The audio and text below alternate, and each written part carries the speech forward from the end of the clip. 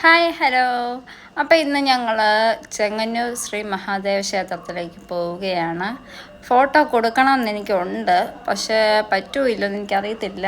നമ്മൾ 14-18 ഇഞ്ചിൻ്റെ ക്യാമലിൻ്റെ canvas board വാങ്ങിച്ചിട്ടുണ്ട്. ഇന്ന് ഞാൻ അതിന് വേണ്ടിയിട്ട് പോയേക്കുമായിരുന്നു. ഉള്ള കട മൊത്തം ഈ കുമ്പനാട് മുതൽ കോഴഞ്ചേരി വരെ കയറി ഇറങ്ങി അവസാനം ഉർവശി ഇന്ന് കിട്ടി.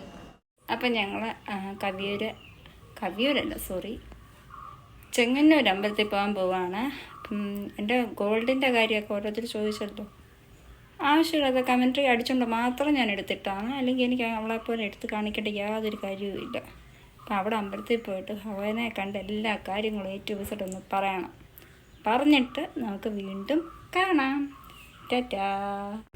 അപ്പം ഞങ്ങളിവിടെ വന്നു, ഭഗവാനെ കണ്ടു, തൊഴുതു, പ്രാർത്ഥിച്ചു. പല തടസ്സങ്ങളും ഉണ്ടായിരുന്നു, പക്ഷെ അതൊക്കെ മറികടന്ന് എനിക്ക് വരാൻ പറ്റി. അതിനുള്ള സാഹചര്യം എൻ്റെ ഭഗവാൻ, എൻ്റെ ശിവനച്ഛൻ തന്നെ സാധിച്ചു തന്നു. അതിന് എനിക്ക് ഒരുപാട് നന്ദിയുണ്ട് അച്ഛനോട്. ഒരു കാര്യം അറിഞ്ഞതിന് ഒത്തിരി സന്തോഷമുണ്ട്. ഞാൻ ആഗ്രഹിച്ച പോലെ എൻ്റെ ഭഗവാനെ എനിക്ക് കാണാൻ പറ്റിയില്ലേ, അതിൽ കൂടുതൽ വേറെ എന്താണ് എനിക്ക് വേണ്ടത്.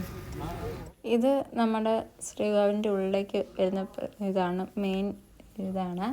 അപ്പം നമ്മുടെ അമ്പലത്തിൻ്റെ ഈ ശീവേലി നടക്കുന്ന ആ സമയത്ത് ഞാൻ ചെറിയൊരു എടുത്തുന്നേ ഉള്ളൂ. നന്ദി ഭഗവാന് ഞാൻ ചെറിയൊരു മണി കിട്ടി. ദേവാജു എന്താ പറയുക, ഈ അമ്പലത്തിൽ ആദ്യമായിട്ടാണ് വരുന്നത്. ഞാൻ ഇതിനു മുമ്പ് വന്നിട്ടുണ്ട് ചേട്ടയുടെ കൂടെ. അത് കഴിഞ്ഞിട്ട് പിന്നെ ഞങ്ങൾ ഇപ്പോഴാണ് വരുന്നത്. അപ്പം ഞങ്ങൾ വെളിയിലോട്ട് ഇറങ്ങാൻ പോവുകയാണ്. അമ്പലം നട അടച്ചു. ഇനിയിപ്പം നേരെ വീട്ടിലോട്ട്. പ്രസാദമൊക്കെ കിട്ടി, വഴിപാടൊക്കെ കഴിച്ചു.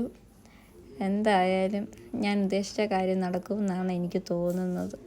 അങ്ങനെ തന്നെ ഞാൻ വിശ്വസിക്കുന്നു. ചരിത്ര പ്രസിദ്ധമായ ഒരു ക്ഷേത്രങ്ങളിൽ ഒന്നാണിത്. ഇവിടാണ് തൃപ്പൂർത്താറാട്ട് നടക്കുന്നത്.